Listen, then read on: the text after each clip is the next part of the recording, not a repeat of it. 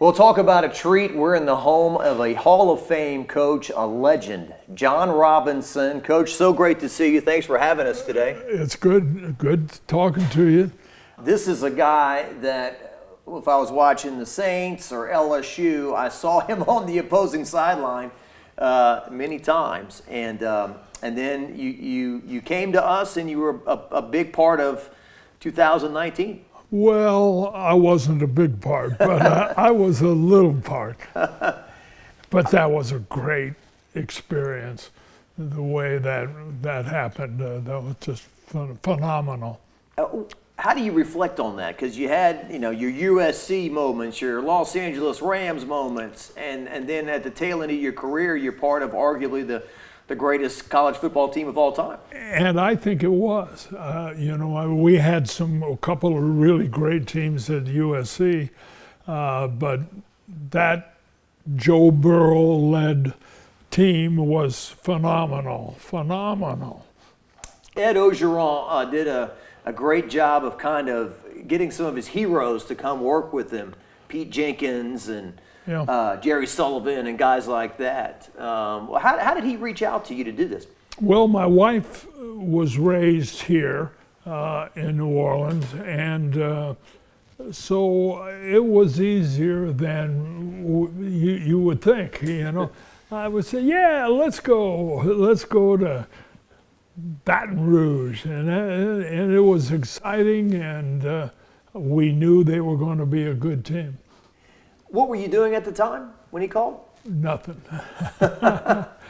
Just kind of enjoying life, and we had some thoughts about going into business, but we jumped at the idea of not so much being on a great team, that just happened, but just being in another part of the country. And she loved the South, always has, and that was a big factor.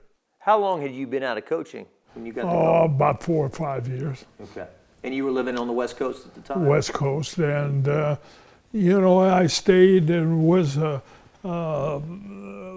financial guy at USC. I was not a financial guy, but I was in charge of spending the money. There you go. At LSU, that team, so you start with Burrow. What was it like to kind of observe him every day and the way he went about things? Well, it surprised me how good he was. I can remember going to one of the assistants and saying, "This guy's good," And they go, "Yeah." But the combination of the receivers, the offensive line, that was a collection of guys that all went on and played in the NFL. When you're on your couch maybe on Sunday and you're flipping around and you see Justin Jefferson and Jamar Chase, you obviously you go back to, man, they were in our building. I was watching on that team with Joe. Oh, absolutely, and you cheer. We're an instant fan of Joe Burrow's. We looked in when Cincinnati. I never cared about Cincinnati, but all of a sudden, I and a lot of people in Louisiana cared about him. It's hilarious. I'll go to church on Sunday and I'll see these grown men walking in with number 9 Cincinnati Bengals jerseys. That's what happens, and God, he was deserving of every accolade you could imagine. Steve Ensminger was the quarterback of the LSU team in 1979 when you brought that powerful USC team. Yes. That is perhaps the most famous loss in LSU history. Yeah. That people talk about. It was an awesome game. We lost, but it was an awesome game. Well, it was. I don't know that it was an awesome game, but it was a hard-fought game. And, I expected to be a tough game, but we wanted to get out of there and go there. You couldn't imagine a more competitive evening than that. It was hot, it was humid, and the LSU fans, it wasn't 100,000 then, but it seemed like it was. I'd always heard, I wasn't at the game, I think my dad went to the game. And when you pop up on TV over the years, he'd say, that guy, because we lost that game, right, when you were coaching the Rams. But do you remember how loud it was, and were you prepared for that? Absolutely, we were prepared. I had been at a function with Bear Bryant, which was a big deal, you know, and I asked him about the game. He said, you know, that boy said this, and I won't try to imitate it, but he said, just hang in there, don't panic, just stay the course. And that's what we did. We scored late in the game to win the game. But it was, no fans have ever been like that. And I found one of them. We were in California, but I found her and said, hey, would you marry me? And she lost her senses and said yes. Beverly's your wife? Yes. And how long have you been married? We've been 12 years. Awesome. So she was working in a bank and a financial officer, and I saw her and talked to her, and we started dating, and that was it. So she was in Tiger Stadium that night cheering for LSU? She was, and I kept saying, didn't you have a feeling about, no, I hated you.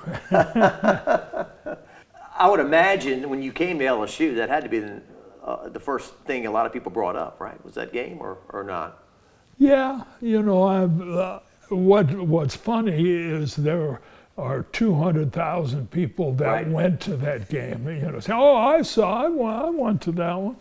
But it was a struggle. The game itself was, and so was everything about it. We went to the movie theater the night before, and we got booed and popcorn thrown on us. And, you know, everything was set perfectly, you know, for a huge upset. We were the #1 team in the nation, and people were focused on us, but they didn't get us. No, they didn't. There was a controversial face mask call, I think, late in the game. A guy named Benji Thibodeau, they said, got a face mask. You know, my brother was the official there. No, it wasn't a great call. We'll take it, but it wasn't a great call. And I've been explaining to my wife that things are that way every once in a while. Yeah. Usually it goes the way of the home team. You could probably name 50 that didn't go your way, right? Yes. Yeah. Well, and that's what makes college football great, because your roster in that game was frightening.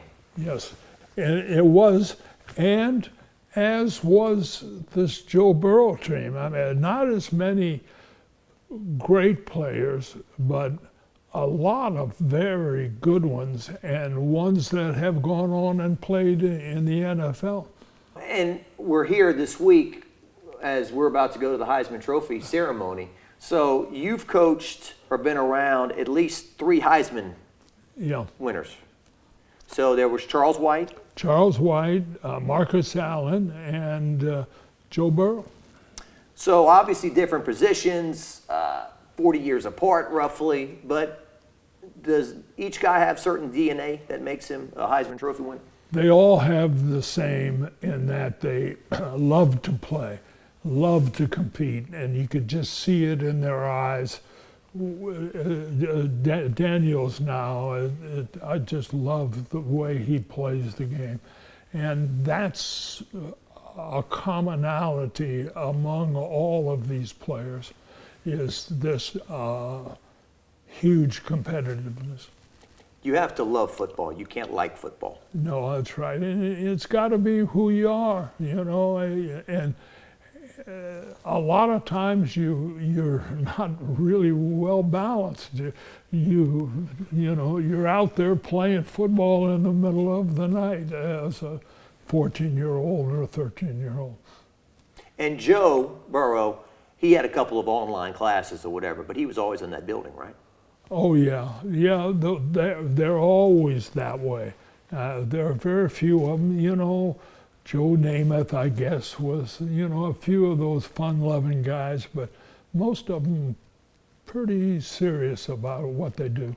Now, you haven't been in the building as Jayden is playing this year, but just watching, what do you see in this kid?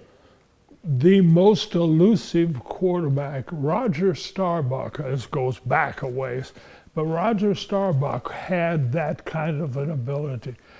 If you say, who is he like? Roger Staubach, and he could run and weave. Jaylen never seemed to cut. He always just kind of run, and the guys fell down. It was like a movie, you know, a Class B movie where the good guy runs through everybody. That's what he did. It's been described as a glide. Like he Yes. just glides. Is that what you see? I very definitely. Yeah. And when we're in the press box, it's like he's not trying hard. It's Yeah. almost like he's taunting people. I agree with that. I think that's part of what he had that was very, very pronounced in terms of his skills. And he's going to have a great career in the NFL. You know, I'm sure he'll get bigger and stronger and all of that, but a phenomenon. And people are naturally going to compare Joe and Jayden. Now, Joe didn't have the spring. Jayden had a spring, right? Yeah. But the improvement that they made from year one to year two at LSU is very comparable. Jayden, I would say, I think Jack Marucci has told us, Joe was like this. Jayden was like a rocket ship. Yeah, and he got the opportunity, you know, and I think it snuck up on all of us. You know, everybody said, well, he's a good runner, but he can't pass. Well, ooh, yeah, yes, he can, you know, and so he kind of snuck up a little bit. It's just unfortunate, right, that the defense wasn't as good. Yeah, but it's like it the way it is. You know, it kind of added to what he had to do as a Heisman Trophy candidate. He had to do a lot. You know, he had, oh boy, you know, it's up to you. Never get to take the foot off the gas. No, he never did. When you're playing those high scoring. No. And it's fun in that they're wild, you know, and you think, okay, Daniels, you got to do it again, you know. So, but it was great. This modern day college football, when you coached, a guy transferred, he got to sit out a year. Yeah. Right?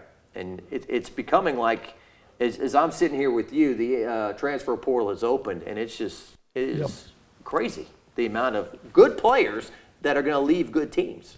I agree, and it is a phenomenon that we got to get used to, I guess.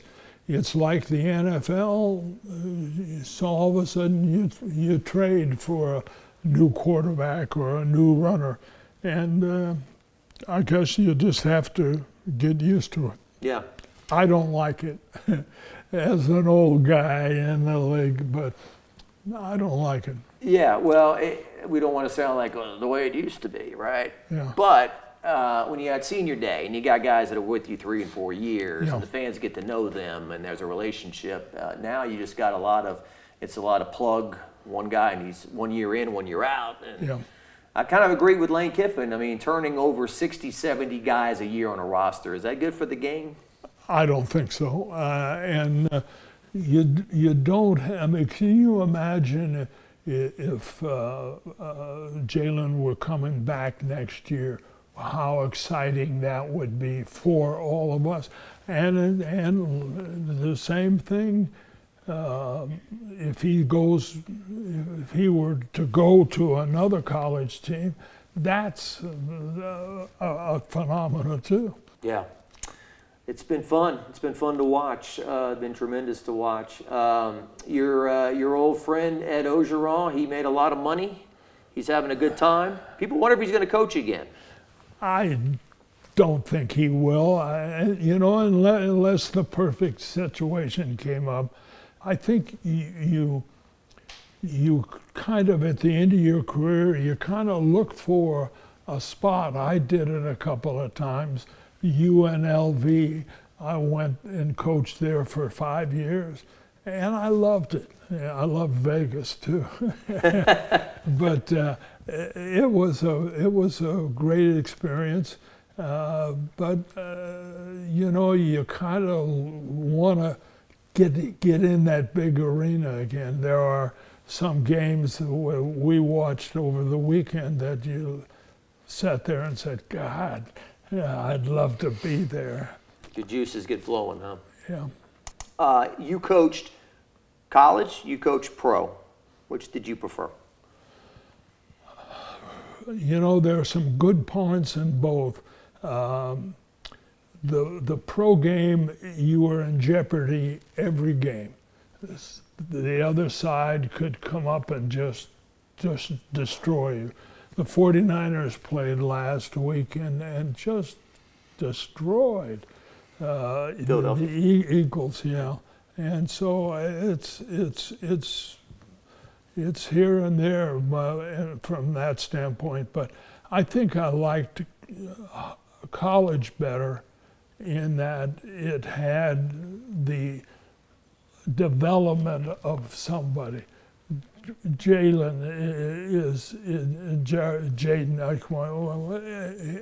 was a fabulous developmental player for LSU. Did you find in the pros, it's a job, right? It's a profession, and you could grab a guy like on a Wednesday and he plays in a game on a Sunday, right?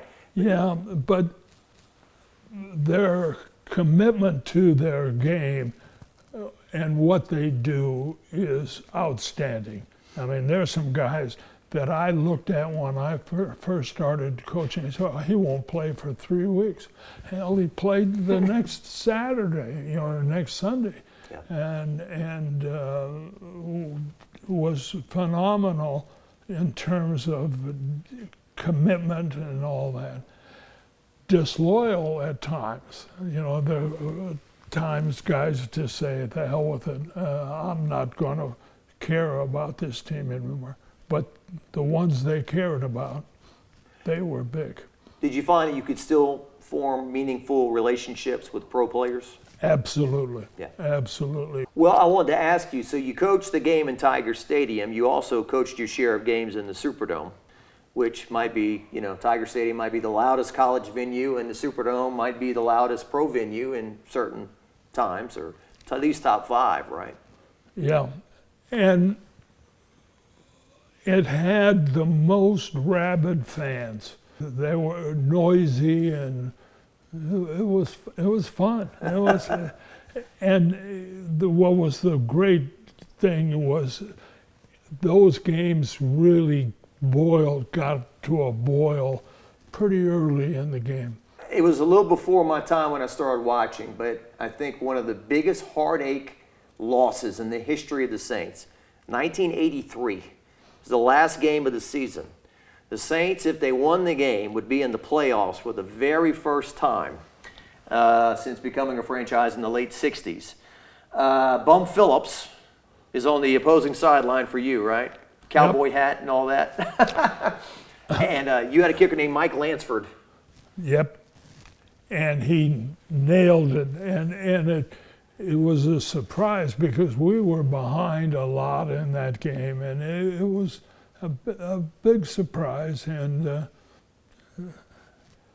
God was in the right place for that one. They had Kenny Stabler, I think. The Saints did. Kenny, and I was with the Raiders when Kenny was there. He was all time in terms of a fun guy, and he was a good quarterback. He's in that Joe Namath category of have fun too, right? Yeah, and John Madden, who was my best friend, was the coach. And Stabler used to say, "Man, I look over there and I don't get any help. When the going's tough, you got your back to us." I said, "Well," I don't know what John said.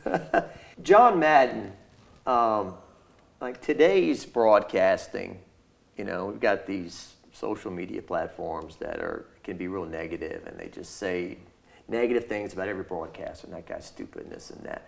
I thought that John, if you knew a lot about football or you didn't know anything about football, Yep.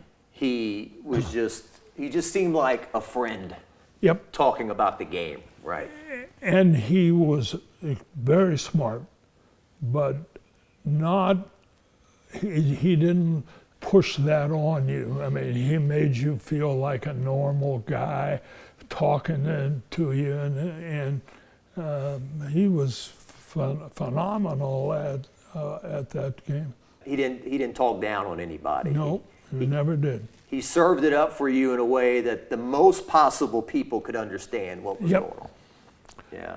He's missed. Yes, he is. Yes, he is. John Madden, Pat Summerall, that combo, I mean, that was Sunday afternoon, right?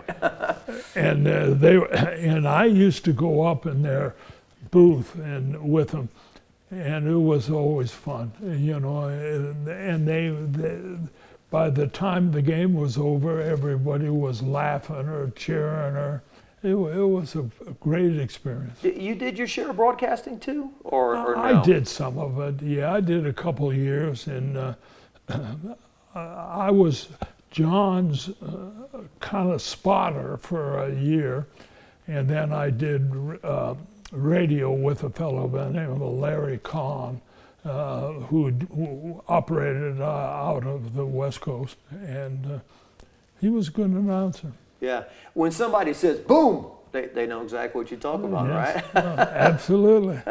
A few more things with you. I really appreciate your time. NFC South, that 80s period, right? When you had Joe Montana Yep. and Jerry Rice, and you had Jim Everett and Eric Dickerson. Yeah. And then the Saints were having their first really good teams with Jim Mora, Bobby Hebert, that defense. Yeah. Defense was great. That NFC South, it's the NFC South now, is the NFC West at that point.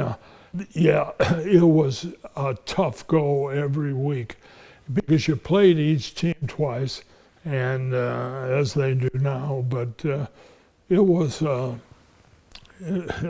something.